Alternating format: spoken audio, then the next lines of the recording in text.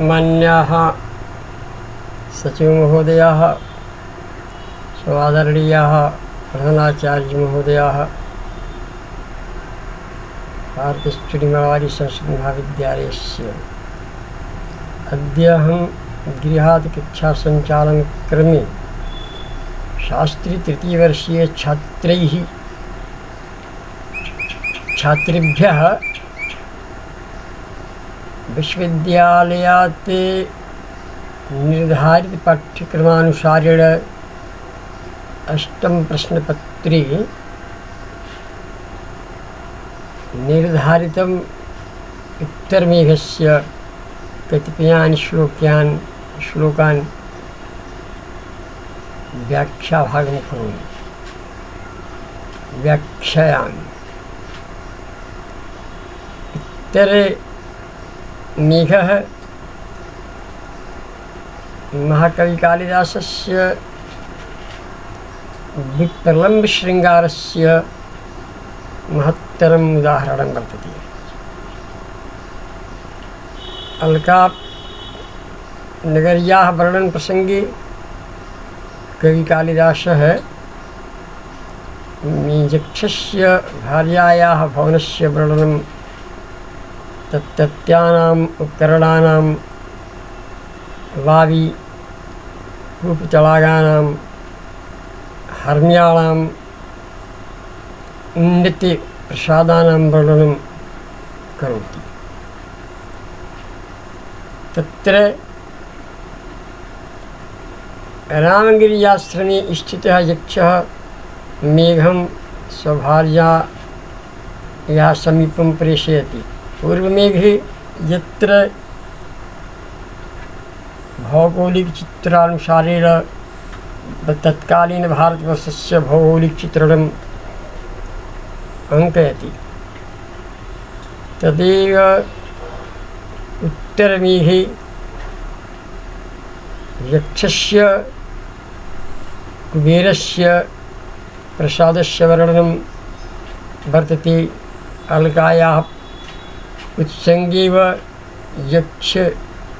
निर्वासितयक्षस्य पत्न्याः गृहं वर्तते इत्यादि वर्णनम् उत्तरमेघे विप्रलम्बशृङ्गारमाध्यमेन वर्णितमस्ति।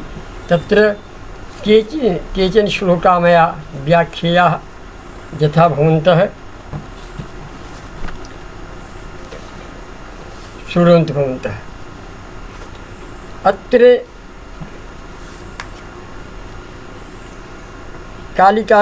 कालिदासः मेघदूते भगवतः शिवस्य स्वरूपं सम्यक् रूपेण वर्णितमस्ति, परन्तु तद्विषयकं व्याख्यानं तु मया पूर्वमेव उदाहृतम्। अत्र व्याख्यायाः प्रसङ्गं विद्यते। प्रश्नपत्रे 2 श्लोकयोः व्याख्या कार्या इति, सप्रसङ्ग व्याख्या कार्या इति प्रश्नपत्रेषु आयाति। तर्हि केचन श्लोकाः मया व्याख्यायाः, यथा उत्तरमेघस्य प्रथमश्लोकः वर्तते। यक्षः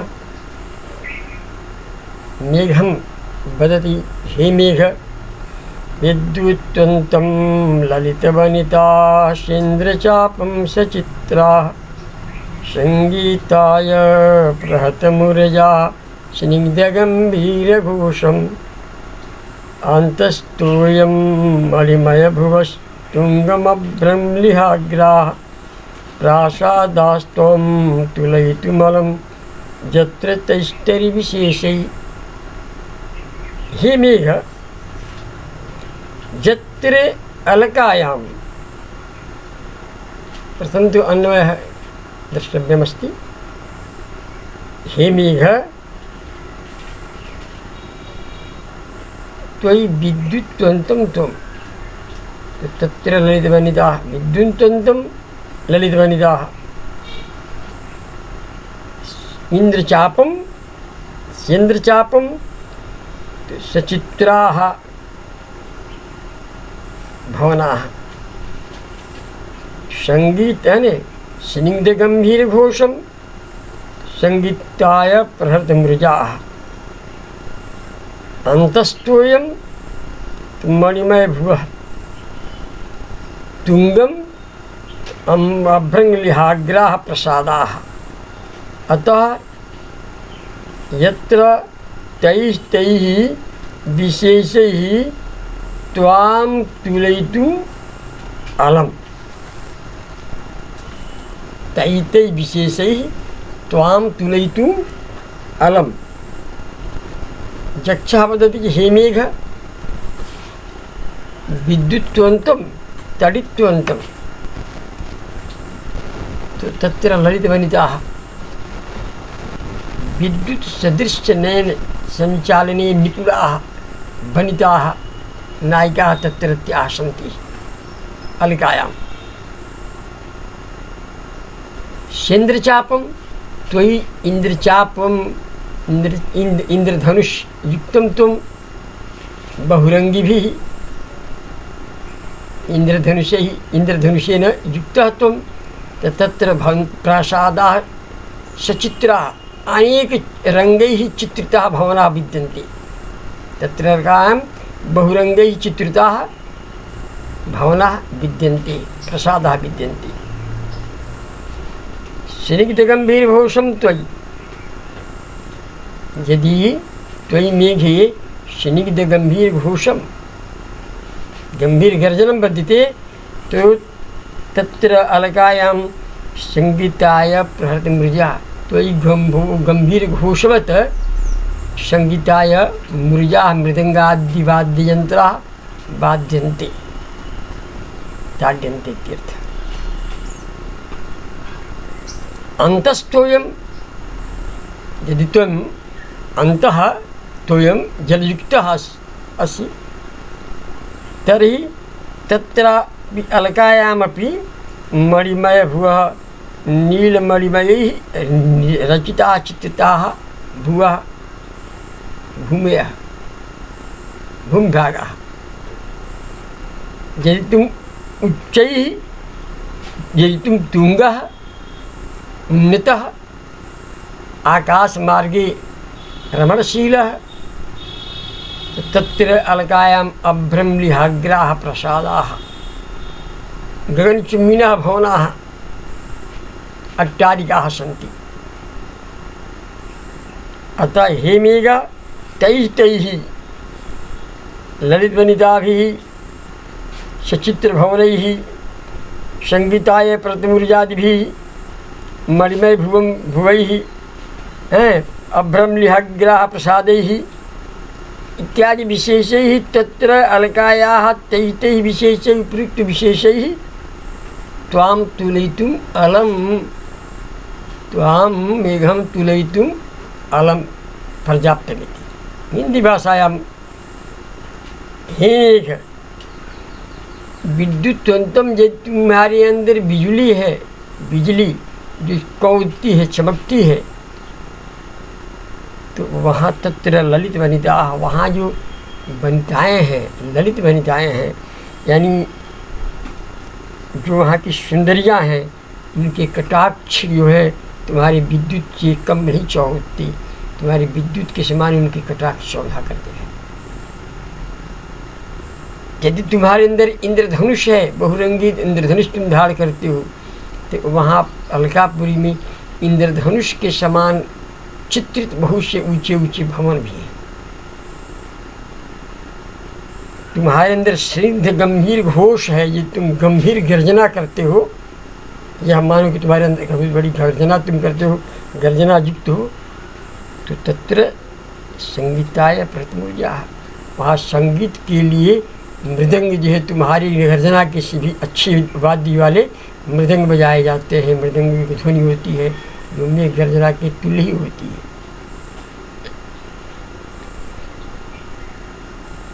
और अंतस्तोयम, यदि तुम्हारे अंदर नीला जल है तो मणिमय भुवः, इंद्रनील बड़ियों से वहाँ की हर प्रसाद जो है उनकी ज़मीन फर्श बने हुए हैं, इंद्रनील बड़ियों से तुम्हारे जल के समान भी गंभीर चमकीले हैं।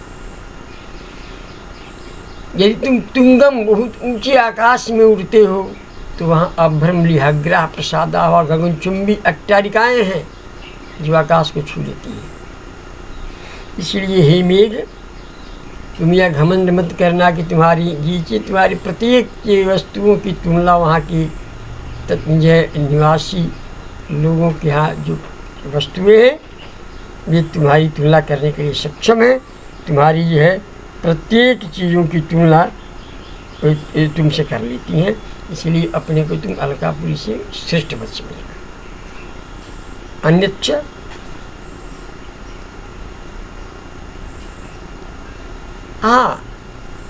अस्य श्लोकस्य पूर्वं तु सन्दर्भः प्रसङ्गमपि व्याख्येयं वर्तते। यत्र लिखितं भविष्यति यत् प्रस्तुतोऽयं श्लोकः महाकवि कालिदास कविता कामिनी विलासस्य दीपशिखोपाधिविभूषितस्य उपमालङ्कारव्ययशेषिकस्य कविकुलगुरु महाकावि कालिदासस्य मेघदूतखण्डकाव्यात् उत्तरमेघात् उद्धृतोऽस्ति। अत्र श्लोकेऽस्मिन् कविः अलकानगर्याः तुलनां मेघेन तुलयति, मेघं सम तुलयति। अत्र अपरः श्लोकः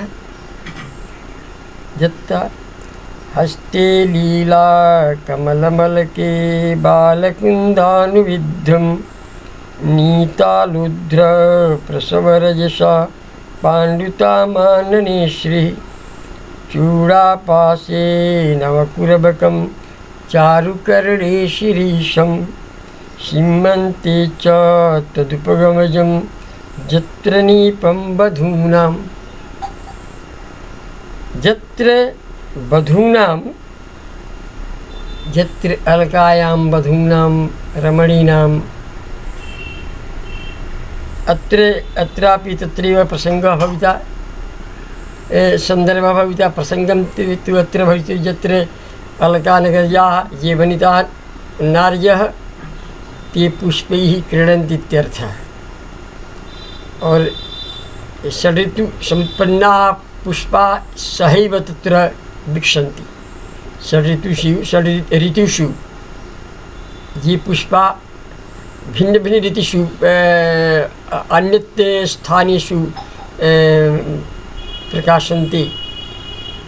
तत्र अलकायां सर्वे ऋतवः सहैव विचरन्ति इत्यर्थः। तत्र यथा हस्ते लीलाकमलं तत्र वधूनां हस्ते लीलाकमलं हस्ते पाणौ लीलाकमलं लीलाम्बुजं वर्तते। अम्बुजः शरदर्तौ प्रस्फुटति इति कवि जगत्कल्पोक्तिः। बालकुन्दानुविद्धं बालकुन्दं अलके हस्ते लीलाकमलम् अलके केशभागे बालकुन्दानुविद्धं बालकुन्दं बालकुन्दे हि केशभागं यस्याः अनुविद्धाः येषु केशभागाः अनुविद्धाः भवन्ति। ये नार्यः केशभागेषु अलकेषु बालकुन्दं गुम्फन्ति।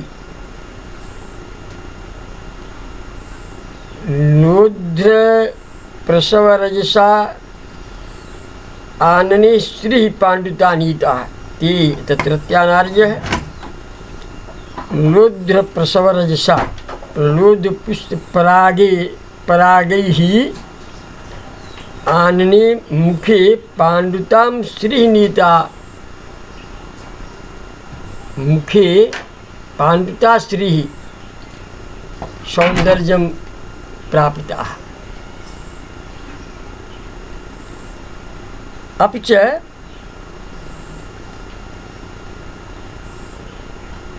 चूडापाशे नवकुर्बकं चूडापाशे नवकुर्बक पुष्पं ये गुम्फन्ति चूड़ापाशे चूड़ायां यत्रत्या नार्यः नमीनपूर्वकं पूर्वक पुष्पं गुम्फन्ति। चारु कर्णे शिरीषं कर्णे चारु सुंदरम शिरीष पुष्पम ये गुम्फन्ति। और सीमन्ते च तद उपगमजं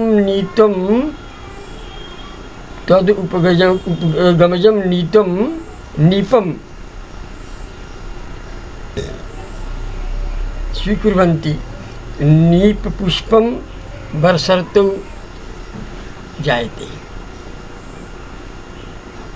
नीप पुष्पं तो वर्षर्तौ तो तत्र नीप पुष्पं सीमन्ते नीपुष्पं रक्तवर्णं भवति। तो सीमन्ते सीमान्त भागे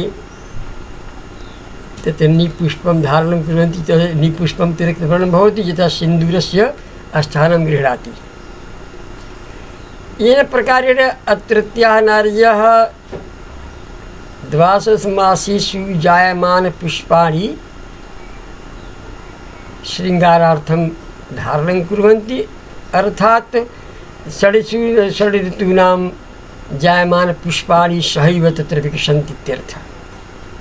यथा अभिज्ञानशाकुन्तलस्य अभिज्ञानशाकुन्तलं दृष्ट्वा पठित्वा च जर्मनी कवि गेटे महोदयस्य उक्तिः तत्र संस्कृतानुवादं वासन्तं कुसुमं फलं च युगपत् ग्रीष्मस्य सर्वं त्यजत् यच्चान्यन्मनसो रसायनमतः सन्तर्पणं मोहनम् एकीभूत बभूत पूर्वमथवा स्वर्लोक भूलोकयोरैश्वर्यं यदि वाञ्छसि विरसके शाकुन्तलं शिव्यतां तत्रापि एतादृशी अवस्था विद्यते।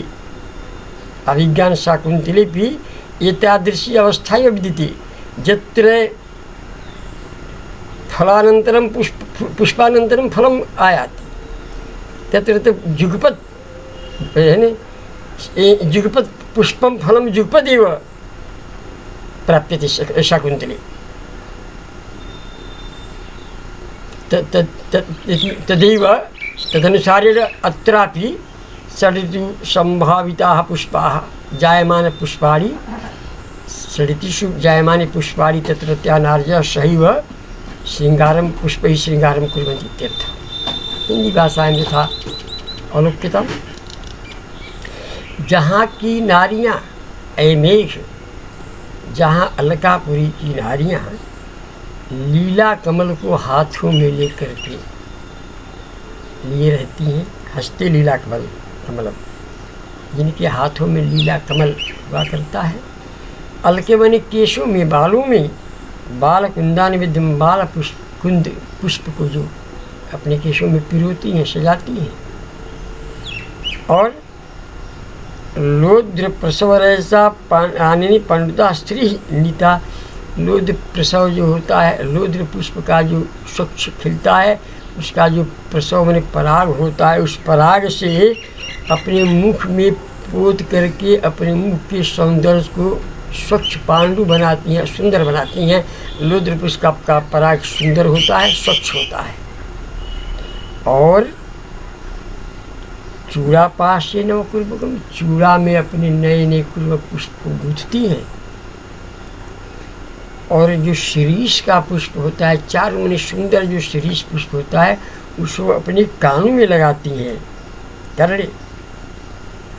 और तुमसे हे मेघ, तुम्हारे आने पर जो नीप पुष्प पुष्पित होता है, खिलता है, जिसका रंग लाल होता है, उस नीप पुष्प को वहाँ की नारियाँ अपने सीमंत भाग में लगा करके अपने सौभाग्य को द्योतित करते हैं, प्रदर्शित करती हैं। अर्थात कमल ऋतु से कमल जो शरद ऋतु में खिलता है, और उसके बाद शिशिर ऋतु में, हेमंत ऋतु में, फिर शिशिर ऋतु में, फिर ग्रीष्म ऋतु में, फिर वर्षा ऋतु में, 6 ऋतुओं में जो पुष्प खिलते हैं। कमल शरद ऋतु में खिलता है। उसके बाद से जो बाल कुंद है, कुंद पुष्प है, वह हेमंत में खिलता है, शिशिर ऋतु में खिलता है। उसके बाद से ये रुद्र पुष्प जो है वो हेमंत ऋतु में खिलता है। उसके बाद से जो कुर्बक पुष्प है वो क्या कहते हैं उसको, शरद ऋतु में खिलता है। ऐसा नहीं, ग्रीष्म ऋतु में होता है। और फिर नील पुष्प जो है वर्षा ऋतु में होता है। इसलिए 6 ऋतुओं में जो खिलने वाले पुष्प हैं वहाँ अलकापुरी में एक ही साथ सभी पुष्प खिलते हैं। और बाकी नायिकाएं सभी ऋतु के पुरुषों एक ही बार अपने को श्रृंगार लगात करती हैं। इस तरह हे मेघ, अलकापुरी बड़ी सौम्य, बड़ी ही संपन्न नगरी है, वहाँ जाकर तुम्हारा सौभाग्य और ही वर्धित होगा। इस तरह मैं प्रत्येक दिन कुछ श्लोकों की व्याख्या आपको करूँगा। आज इतना है।